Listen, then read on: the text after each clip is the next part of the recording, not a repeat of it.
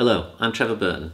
The Achievement Analysis Package was created originally to help schools to evaluate their academic outcomes.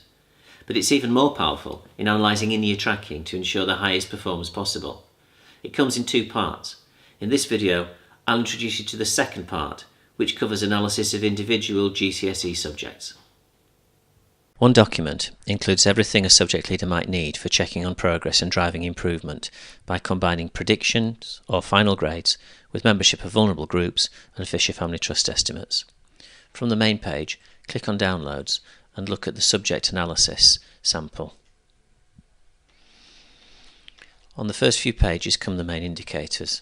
Here, for instance, is the proportions achieving C or better. Here you can see that in English, which is the subject we're looking at, 81.5% have been predicted to score C or better. Of that 178 students, we can match 168 in the Fisher Family Trust database, and 137 of those, which is the same proportion, are predicted to achieve C or better.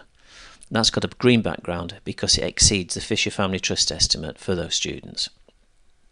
If the background's red, it means that that figure is below the Fisher Family Trust B estimate, and if it's white, it means it's between B and D.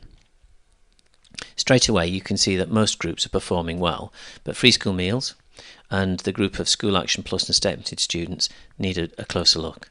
Let's just have a look at free school meals. There are 13 students in the cohort, 12 of them have got a match against Fisher Family Trust and 6 of those are predicted C or better. That's a figure of 50%. But the Fisher Family Trust estimates range from 65 to 69.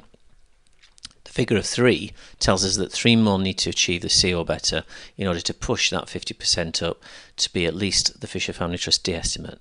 So you know how big the problem is. You've got to improve the outcomes for 3 students. The other indicators are A star to A, which is not going as well as A star to C, and average points, which is going well, but again, free school meals is not looking good. On the next pages, we have the transition tables for full levels from Key Stage 2 to Key Stage 4, and for sub-levels from Key Stage 2 to Key Stage 4, with the green and red indicators showing whether you're matching or failing to match the national medians for 2013. If you're failing to match them, the number of additional students needed to hit those national medians are shown on the right.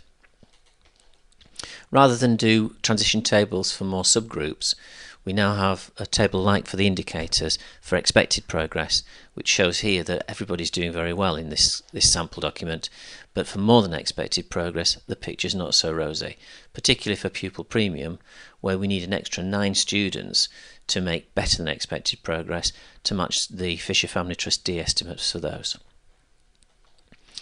The final table of indicators here is for each teaching group, and it's got A star to C, A star to A and average points, and the rest of the document includes charts to show you how the vulnerable groups are progressing.